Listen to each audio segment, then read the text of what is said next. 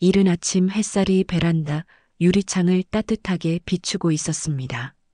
명숙은 늘 그렇듯 6시에 눈을 떴죠. 40년 넘게 이어온 습관이었습니다. 침실 옆 베란다에서는 정성스럽게 키운 난초들이 은은한 향기를 풍기고 있었어요.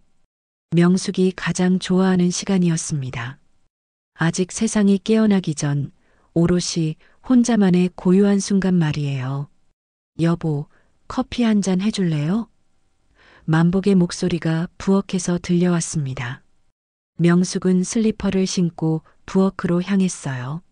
만복은 벌써 정장 바지를 입고 넥타이를 매고 있었습니다. 70을 바라보는 나이에도 여전히 단정한 모습이었죠. 오늘은 일찍 나가시네요. 명숙이 원두를 갈면서 말했습니다. 응, 골프 약속이 있어서 말이야. 퇴직 후에는 이런 만남도 소중하잖아. 만복이 부드럽게 웃으며 대답했어요. 그 웃음은 언제나 따뜻했습니다. 명숙도 덩달아 미소를 지었죠. 커피를 내리는 동안 명숙은 다림질 바구니를 가져왔습니다. 만복의 와이셔츠 몇 벌이 주름져 있었어요. 다리미판을 펼치고 천천히 다림질을 시작했습니다. 지글지글 증기 소리와 함께 주름이 말끔히 펴지는 모습을 보며 명숙은 작은 만족감을 느꼈어요. 고마워, 여보. 덕분에 항상 말끔하게 나갈 수 있어. 만복이 명숙의 어깨를 가볍게 두드렸습니다. 모료 당연한 일인걸요. 명숙이 다림질대 위에서 와이셔츠를 정성스럽게 펼쳐놓으며 말했어요. 만복이 현관으로 향하면서 골프채 가방을 어깨에 메었습니다. 저녁에는 좀 늦을 것 같아. 식사는 먼저 하고 있어. 네, 조심히 다녀오세요. 명숙이 현관까지 따라 나가 인사했습니다. 문이 닫히고 나자 집안이 갑자기 고요해졌어요. 명숙은 베란다로 다시 돌아가 난초에 물을 주었습니다. 분무기로 잎사귀에 수분을 공급해주면서 혼잣말을 했어요. 너희들도 이제 꽃 피울 때가 됐는데. 그런데 이상했습니다. 분명 따뜻한 아침 햇살이 내리시고 있는데 왜인지 서늘한 바람이 마음 한구석을 스쳐 지나가는 느낌이었어요. 명숙은 고개를 갸우뚱했습니다. 큰딸 은정이는 미국에서 살고 있고 작은딸 은미와 아들 준호는 각각 결혼해서 분가한 지 오래되었어요. 이제 이 큰 집에는 명숙과 만복 둘만 남았습니다. 아이들이 어릴 때는 그렇게 시끄럽고 복잡거렸던 집이 이제는 고요하기만 했어요. 명숙은 거실 소파에 앉아 창밖을 바라봤습니다. 아파트 단지 안작은 공원에서는 할머니들이 게이트볼을 하고 있었어요. 모두들 즐거워 보였습니다.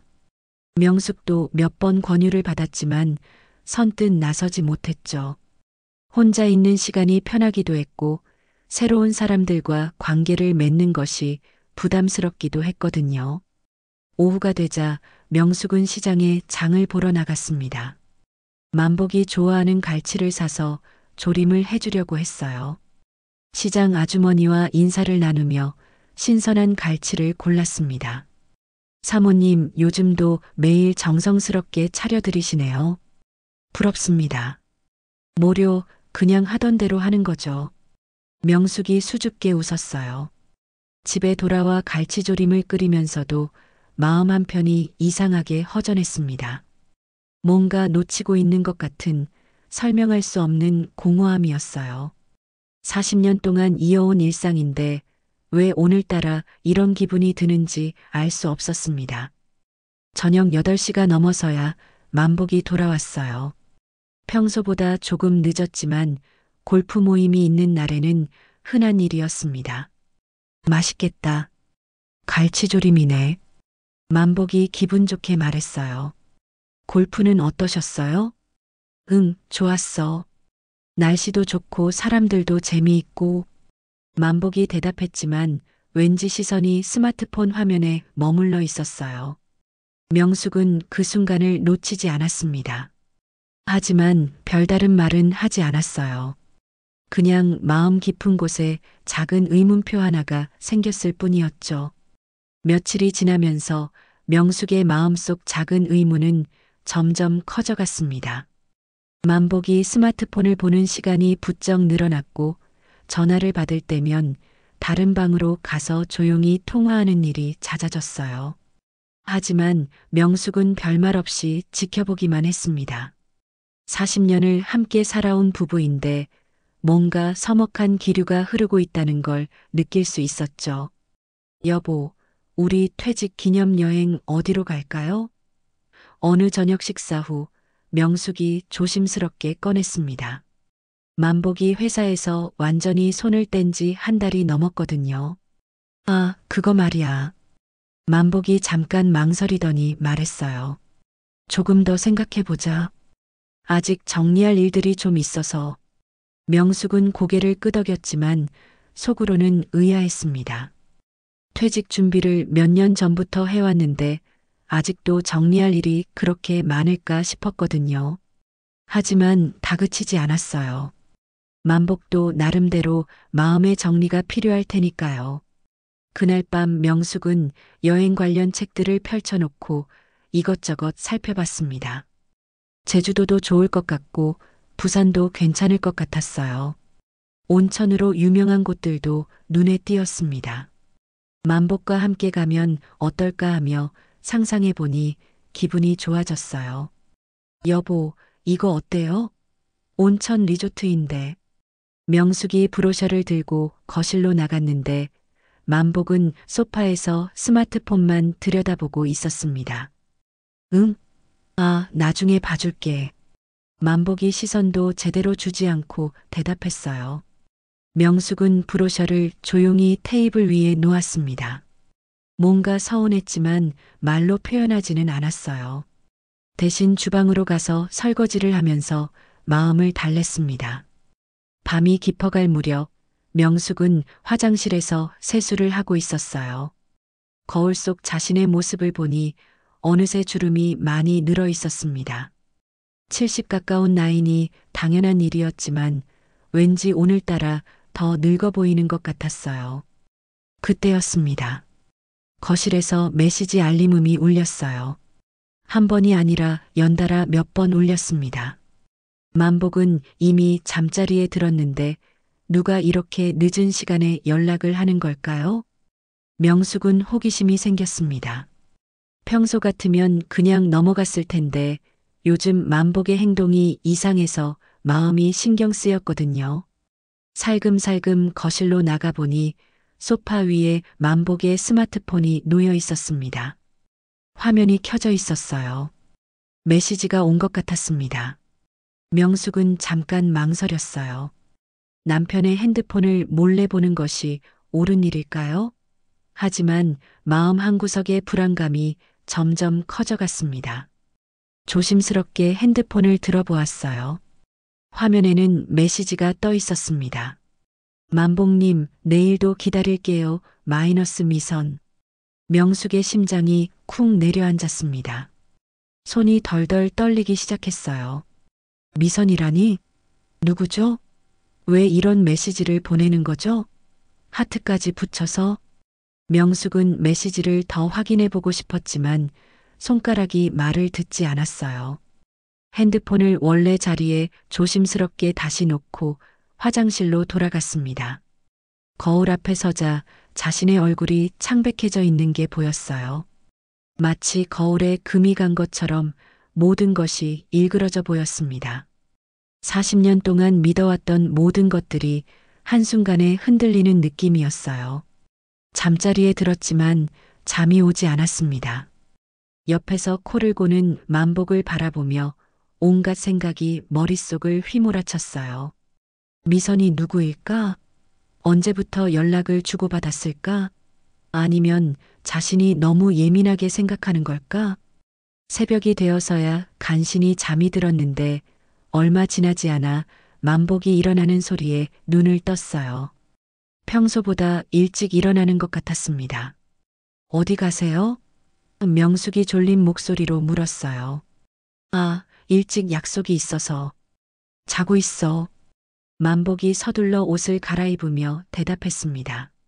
명숙은 더 묻지 않았어요. 하지만 만복이 나가고 난 후 다시 한번 거실로 나갔습니다. 혹시 핸드폰을 놔두고 갔나 싶어서였죠. 하지만 이미 가져간 후였어요. 그날 오후 명숙은 견딜 수 없었습니다. 만복이 돌아오기를 기다렸다가 조심스럽게 물어봤어요. 여보, 요즘 새로운 분들과 만나세요? 응? 왜 그래? 만복이 어색하게 웃으며 반문했습니다. 아니에요, 그냥. 요즘 바쁘신 것 같아서요.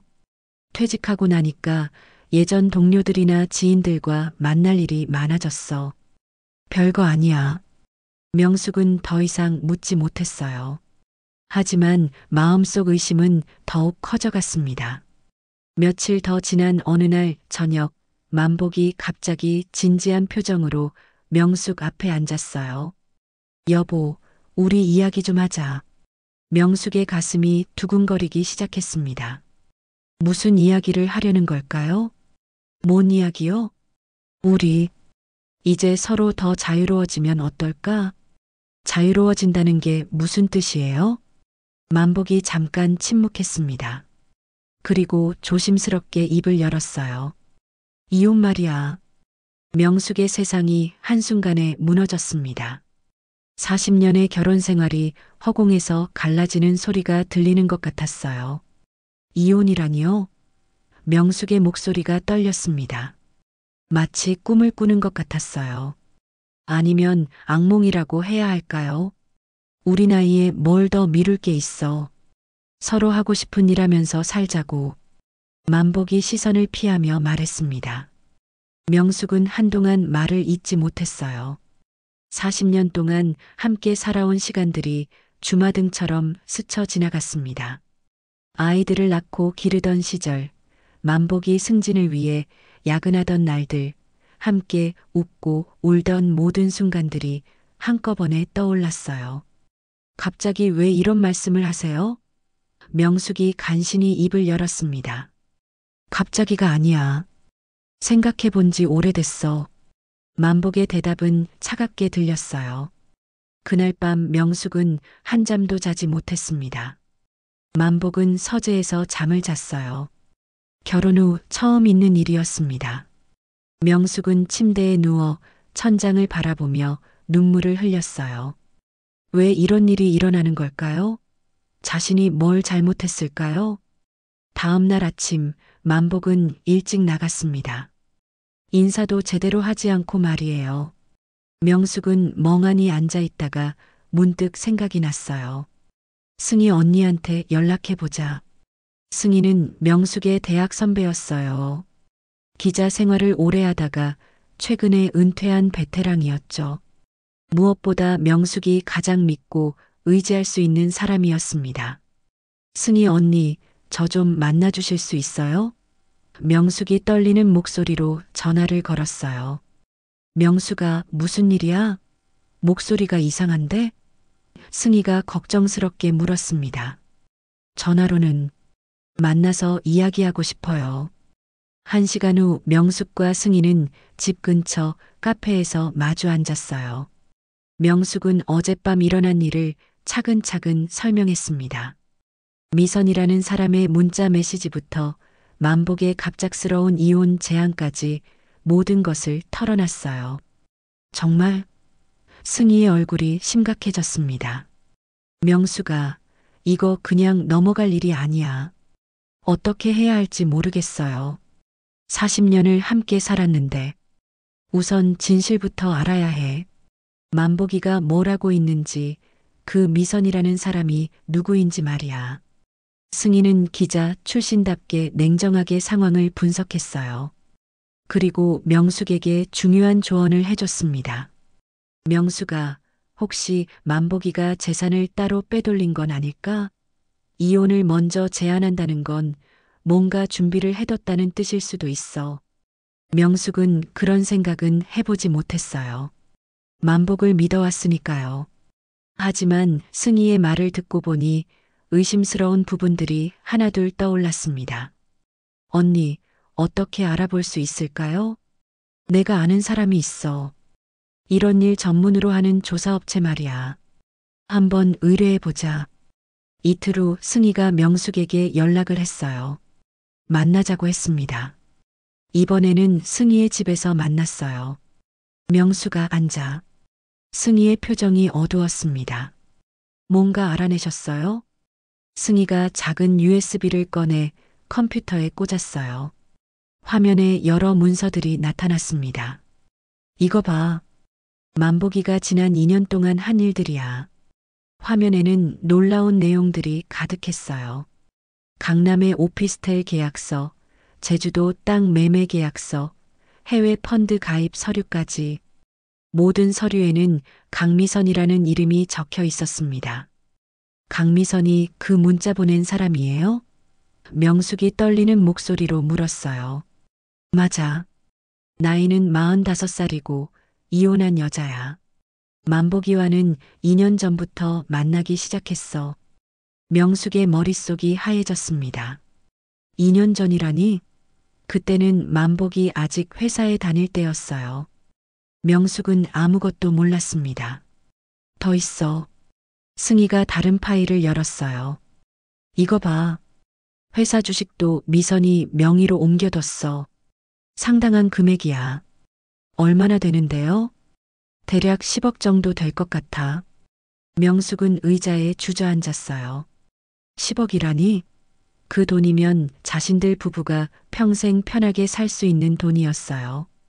그런데 그 모든 것을 다른 여자 명의로 옮겨뒀다는 거죠? 언니, 이게 정말 사실이에요? 안타깝지만 사실이야. 여기 증거들이 다 있어. 명숙은 한참 동안 아무 말도 하지 못했어요. 배신감과 분노, 그리고 허무함이 동시에 밀려왔습니다. 40년 동안 믿고 살았던 남편이 이런 짓을 하고 있었다니요. 명수가 울지 마. 이제 우리가 해야 할 일이 있어. 뭘 해야 하는데요? 당신이 지켜온 가정을 당신이 지켜야 하는 거야. 만복이한테 당하고만 있을 순 없잖아. 승희는 명숙의 손을 꽉 잡았어요. 그 손에서 따뜻한 힘이 전해졌습니다. 어떻게 하면 되죠? 우선 변호사부터 만나자.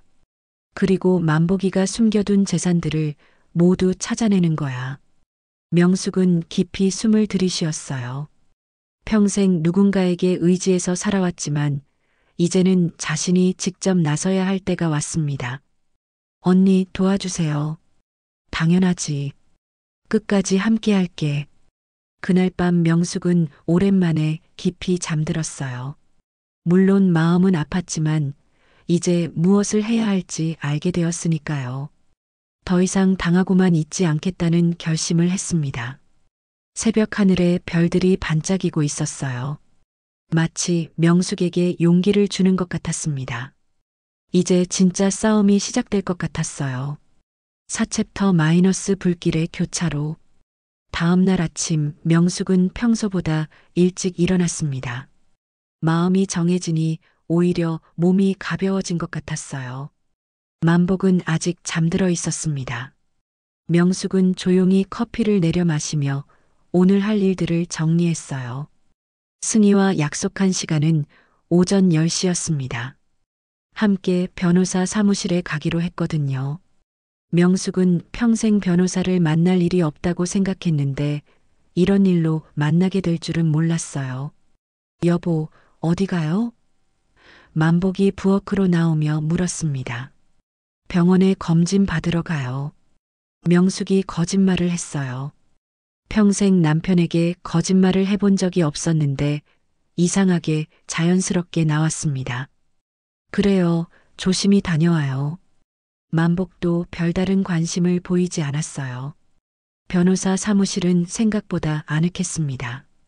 김성우 변호사는 50대 중반의 신중해 보이는 분이었어요. 승희가 미리 상황을 설명해 뒀나 봅니다. 어머님 힘드셨겠어요. 김 변호사가 따뜻하게 인사했습니다.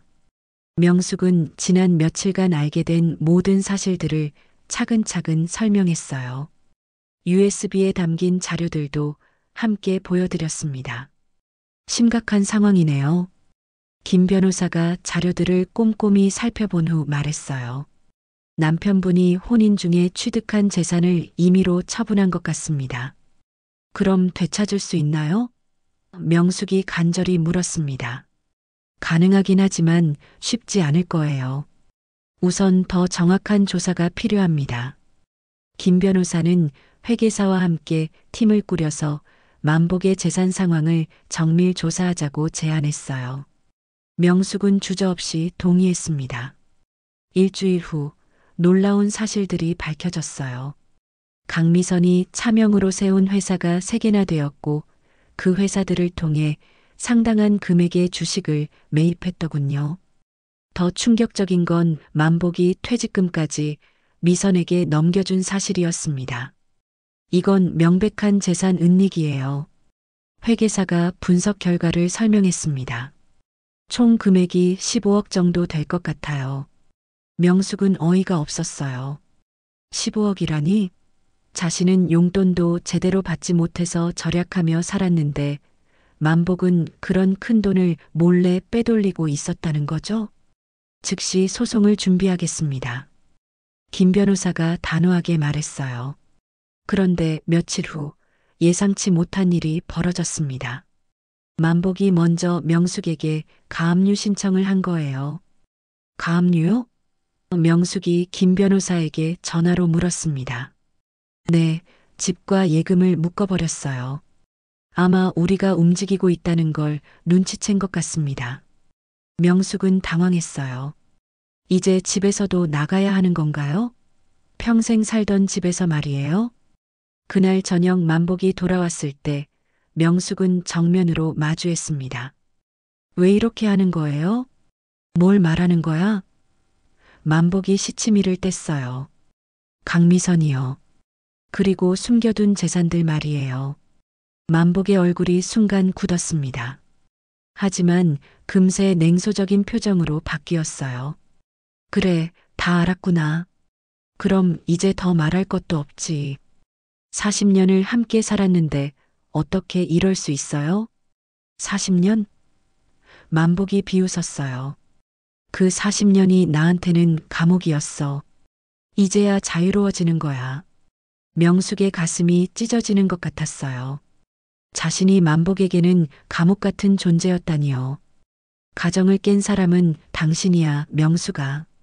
만복이 마지막으로 던진 말은 정말 잔인했습니다. 다음 날 아침 신문에 기사가 났어요. 대기업 임원 출신 부부 가정 불화로 법정 분쟁, 이런 제목이었습니다. 승희가 황급히 전화를 걸어왔어요. 명숙아, 신문 봤어? 만복이가 언론에까지 흘린 것 같아. 명숙은 기사를 읽어보니 기가 막혔어요. 마치 자신이 욕심쟁이 아내인 것처럼 써놓았거든요. 만복은 피해자이고 명숙은 가해자인 것처럼 포장했어요.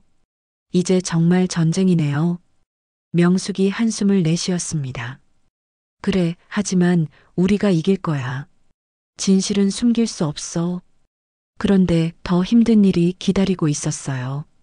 세 자녀들이 모두 명숙에게 등을 돌린 거예요. 큰딸 은정이가 미국에서 전화를 걸어왔어요. 엄마, 아빠를 너무 몰아세우지 마세요. 이제 그만 참으세요. 작은 딸 은미도 비슷했어요. 엄마, 언론에 나오면 우리 가족 체면이 어떻게 되는 줄 알아요? 아들 준호는 아예 전화도 받지 않았어요. 명숙은 절망했습니다. 남편뿐만 아니라 자식들까지 자신을 이해해주지 않다니요. 평생 가족을 위해 살아왔는데 정작 위기가 닥쳤을 때는 혼자가 되어버렸어요. 그날 밤 명숙은 가슴이 답답해서 응급실에 실려갔습니다. 다행히 큰 병은 아니었지만 스트레스로 인한 증상이었어요.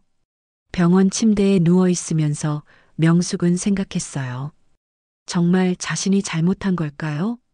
가정을 지키려고 하는 게 그렇게 큰 죄일까요?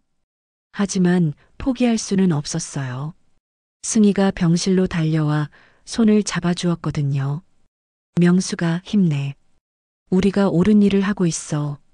언니, 정말 이길 수 있을까요? 반드시 이겨야 해.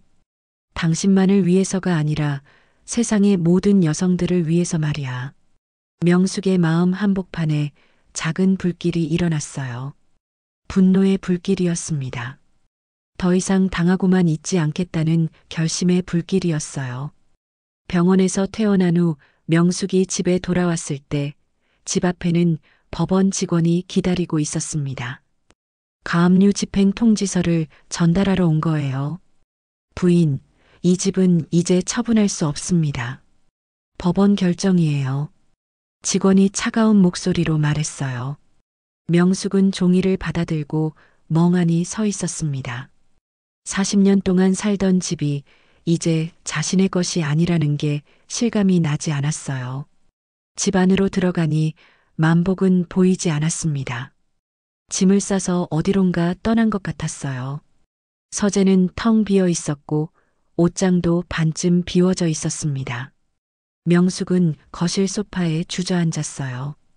갑자기 집이 너무 크고 휑하게 느껴졌습니다. 이렇게 혼자 남겨질 줄은 정말 몰랐거든요.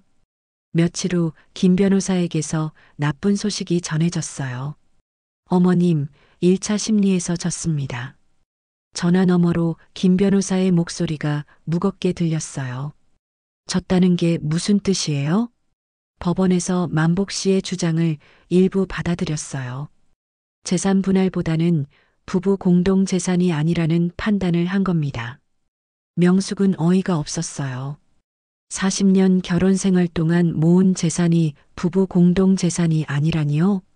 그럼 집도 예금도 모두 만복이 것이라는 얘기인가요? 안타깝지만 현재로서는 그렇습니다. 항소를 해야겠어요.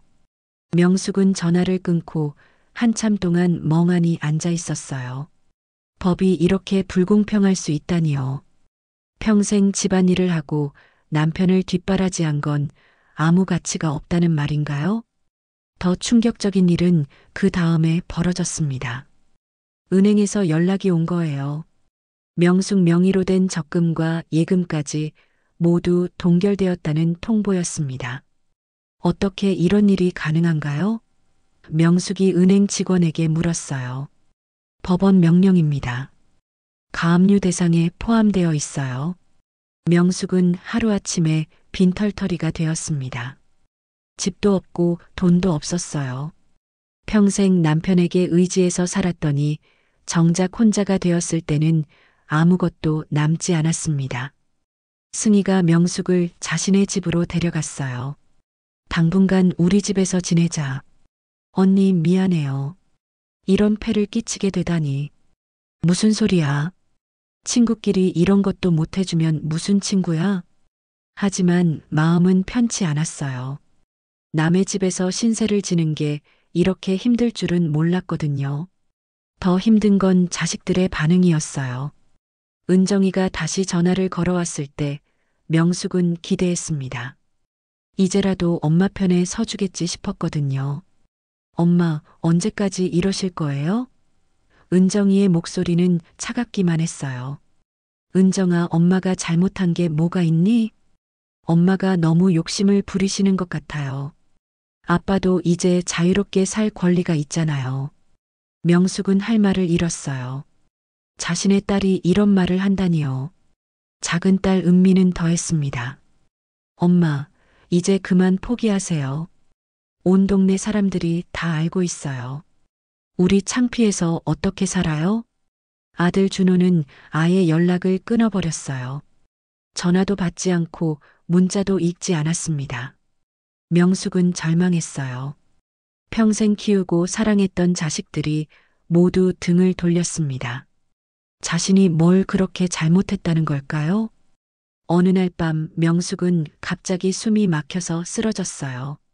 승희가 황급히 구급차를 불렀습니다. 환자분, 괜찮으세요? 응급실 의사가 물었어요. 숨이 안 쉬어져요. 스트레스로 인한 과호흡 증후군 같습니다. 심리적 압박감이 심하신 것 같은데요. 병원 침대에 누워 있으면서 명숙은 천장의 형광등을 바라봤어요. 하얗고 차가운 불빛이 마치 자신의 인생 같다는 생각이 들었습니다. 언니, 내가 정말 잘못 살았나 봐요. 명숙이 승희에게 말했어요. 무슨 소리야? 잘못한 건 만복이야. 아니에요. 내가 너무 의존적으로 살았나 봐요. 내 삶이 왜 남의 그림자였을까요? 명숙은 처음으로 자신의 인생을 돌아보기 시작했어요. 결혼 전에는 부모에게 의존했고, 결혼 후에는 남편에게 의존했습니다. 자신만의 꿈이나 목표는 없었어요. 항상 누군가를 위해서만 살았습니다. 내가 나 자신을 잃어버렸구나. 명숙이 중얼거렸어요. 새벽이 되어서야 잠이 들었는데 꿈에서 어린 시절의 자신을 만났어요. 18살 때의 명숙은 꿈이 많았습니다. 선생님이 되고 싶어 했고 세상을 돌아다니고 싶어 했어요. 그런데 언제부터 그 꿈들을 포기했을까요? 아침에 눈을 떴을 때 명숙은 이상한 느낌이 들었어요. 절망감 속에서도 뭔가 새로운 감정이 싹트고 있었습니다. 분노였을까요? 아니면 각성이었을까요? 퇴원 후 승희의 집으로 돌아가면서 명숙은 결심했어요. 더 이상 누군가의 그림자로 살지 않겠다고 말이에요. 언니, 나 이제 정말로 싸울 거예요. 그래, 그 마음이야. 명숙이 다시 살아났구나. 명숙은 거울을 보며 자신에게 말했어요. 이제 내가 나를 구할 차례야. 비록 모든 것을 잃었지만 오히려 자유로워진 느낌이었습니다. 이제 정말로 자신만의 인생을 시작할 수 있을 것 같았어요. 병원에서 돌아온 다음 날, 명숙은 승희의 집 작은 방에서 창밖을 바라보고 있었어요. 비가 내리고 있었습니다. 빗방울이 창문을 두드리는 소리가 마치 자신의 마음을 위로해 주는 것 같았어요. 승희가 따뜻한 차 한 잔과 함께 작은 노트를 가져왔어요. 명수가, 이거 내가 기자 시절에 쓰던 노트야. 내가 봤으면 해서. 노트를 펼쳐보니 첫 페이지에 한 줄이 적혀 있었어요. 진실은 숨지 않는다. 이게 무슨 뜻이에요? 내가 어려운 취재를 할 때마다 되새겼던 말이야. 아무리 감추려고 해도 진실은 결국 드러나게 되어 있어. 명숙은 그 말이 마음에 와닿았어요. 지금은 모든 게 절망적으로 보이지만 언젠가는 진실이 밝혀질 거라는 희망을 품을 수 있었습니다. 언니, 내가 뭘 해야 할까요? 우선 공부부터 하자. 법에 대해서, 재산 분할에 대해서 말이야. 그날부터 명숙의 새로운 일상이 시작되었어요. 매일 새벽 2시에 일어나서 재산 분할 관련 판례들을 읽기 시작했습니다. 처음에는 어려운 법률 용어들이 이해가 안 되었지만 점점 익숙해졌어요. 도서관에서 빌린 책들이 승희 집방 한 구석에 쌓여갔습니다. 혼인 중 재산 형성에 관한 책, 황혼 이혼 사례집, 여성의 권리에 관한 서적들까지. 명숙은 마치 학생이 된 것처럼 열심히 공부했어요. 명숙아, 너무 무리하지 마. 승희가 걱정했습니다. 괜찮아요. 이렇게라도 하지 않으면 미칠 것 같아요. 공부를 하면서 명숙은 놀라운 사실들을 알게 되었어요. 자신과 비슷한 처지의 여성들이 생각보다 많다는 것, 그리고 그들 중 일부는 끝까지 싸워서 승리했다는 것 말이에요. 특히 인상 깊었던 건 한 할머니의 이야기였어요. 70세에 남편의 불륜을 알고 이혼 소송을 시작해서 결국 정당한 재산 분할을 받아낸 사례였습니다. 나도 할 수 있어. 명숙이 혼잣말로 중얼거렸어요. 한 달 정도 지나자 명숙에게 변화가 생겼습니다. 예전에는 항상 누군가에게 의존했는데 이제는 스스로 찾아보고 공부하게 되었어요. 김 변호사와 통화할 때도 전보다 구체적인 질문을 할 수 있게 되었습니다. 어머님, 많이 달라지셨네요. 김 변호사가 감탄했어요. 공부를 하니까 조금씩 보이더라고요. 그래서 하나 제안이 있는데요. 만복 씨의 비자금 계좌를 국세청에 고발하는 건 어떨까요? 명숙은 잠깐 망설였어요. 40년을 함께 산 남편을 고발한다는 게 쉬운 일은 아니었거든요. 그렇게 해도 될까요? 탈세는 명백한 범죄 행위입니다. 더군다나 혼인 중 재산을 임의로 처분한 것도 문제가 되고요. 명숙은 며칠 동안 고민했어요. 승희와도 여러 번 상의했습니다. 명숙아, 이건 복수가 아니야. 정의를 찾는 일이야. 그래도 40년을 함께 살았는데 그 40년을 배신한 사람은 만복이야. 너는 아무 잘못이 없어. 결국 명숙은 결심했어요. 국세청에 만복의 비자금 계좌를 신고하기로 한 겁니다. 신고서를 작성하면서 명숙의 손이 떨렸어요. 하지만 포기할 수 없었습니다. 자신뿐만 아니라 세상의 모든 여성들을 위해서라도 끝까지 싸워야 한다고 생각했거든요. 이제 내 안의 두려움과 이혼한다. 명숙이 신고서에 서명을 하며 말했어요.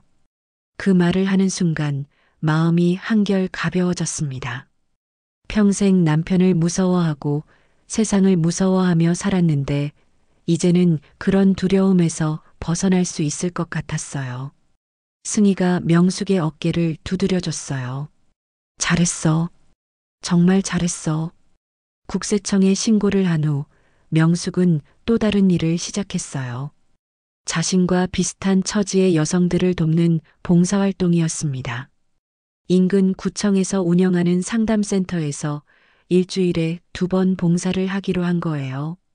제가 도움이 될까요? 명숙이 센터장에게 물었어요. 물론이죠. 직접 경험한 분의 이야기만큼 도움이 되는 건 없어요.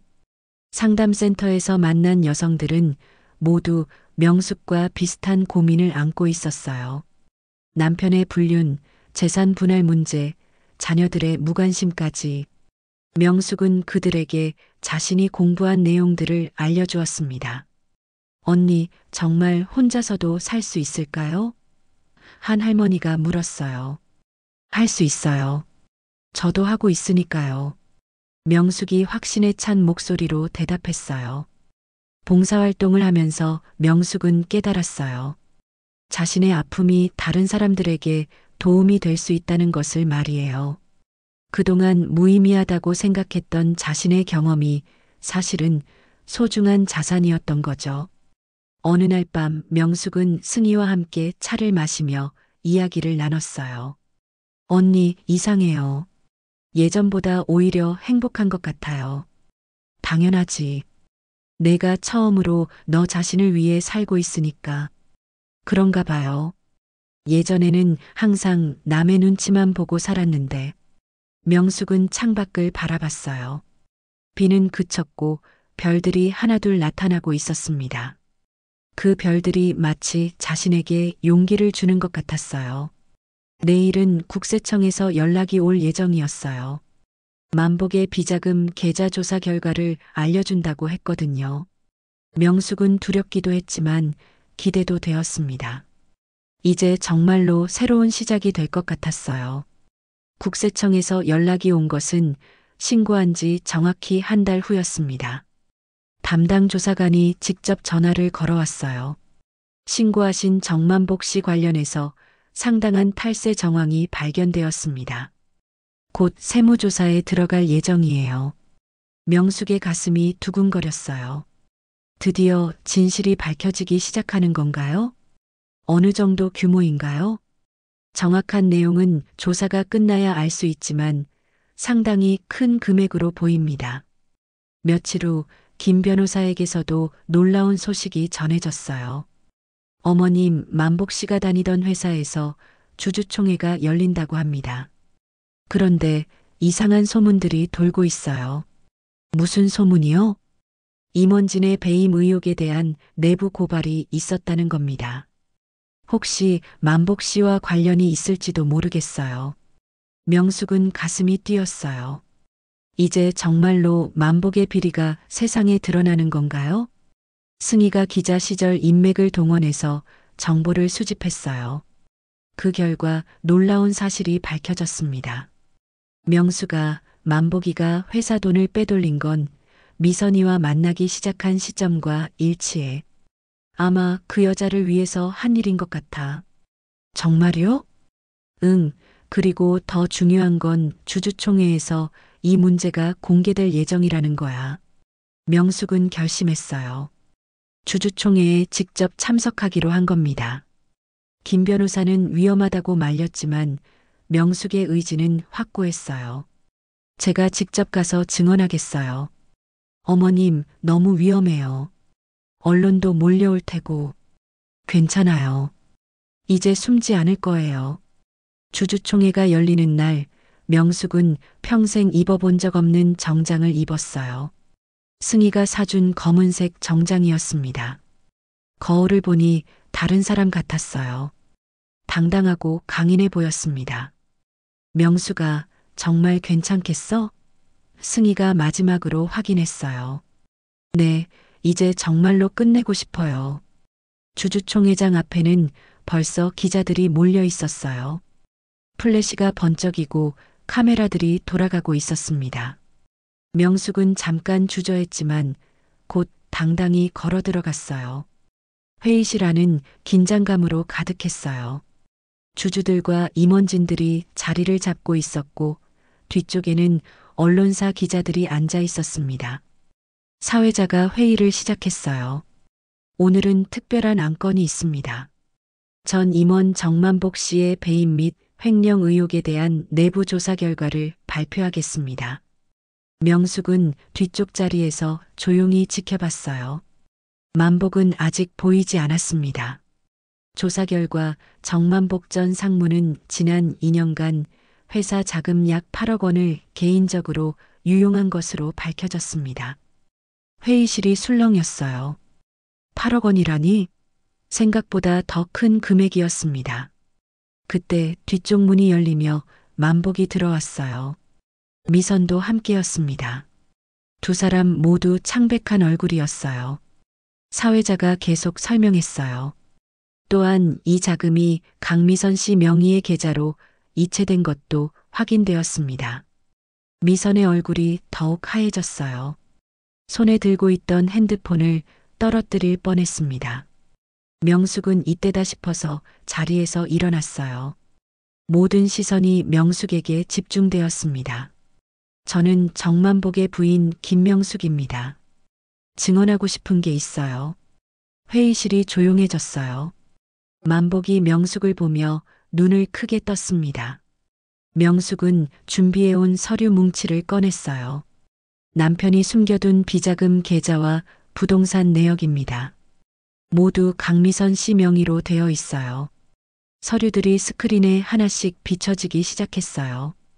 강남 오피스텔 계약서, 제주도 땅 매매 계약서, 해외 펀드 가입 서류까지 모든 증거가 생생하게 공개되었습니다. 이 모든 재산은 혼인 중에 형성된 부부 공동 재산을 불법적으로 처분한 것입니다. 명숙의 목소리는 떨리지 않았어요. 기자들이 카메라 셔터를 눌러댔고 플래시가 번쩍번쩍 터졌습니다. 회의실은 완전히 아수라장이 되었어요. 만복이 급히 일어나려고 했지만 이미 때는 늦었어요. 회계 담당자가 추가 자료를 발표하기 시작했거든요. 실시간 계좌 추적 결과 현재까지 총 13억 원의 자금이 확인되었습니다. 13억 원이라는 말에 주주들이 웅성거렸어요. 그때 회의실 문이 열리며 경찰이 들어왔어요. 정만복 씨 배임 및 횡령 혐의로 체포하겠습니다. 만복의 얼굴이 잿빛으로 변했어요. 수갑이 채워지는 순간 만복이 명숙을 향해 외쳤습니다. 명숙아, 어떻게 이럴 수 있어? 명숙은 조용히 두 손을 모으고 말했어요. 이제 내가 나를 구할 차례니까요. 미선은 이미 도망가려고 했지만 공범 혐의로 함께 연행되었어요. 기자들이 그 모습을 놓치지 않고 촬영했습니다. 명숙은 회의실을 나서면서 승희와 눈을 마주쳤어요. 승희가 엄지손가락을 들어 보였습니다. 잘했어, 명숙아. 그날 저녁 뉴스에는 정만복의 체포 소식이 메인으로 나왔어요. 명숙의 용기 있는 증언도 함께 보도되었습니다. 명숙은 텔레비전을 보며 안도의 한숨을 내쉬었어요. 드디어 끝났습니다. 길고 힘든 싸움이 끝난 거예요.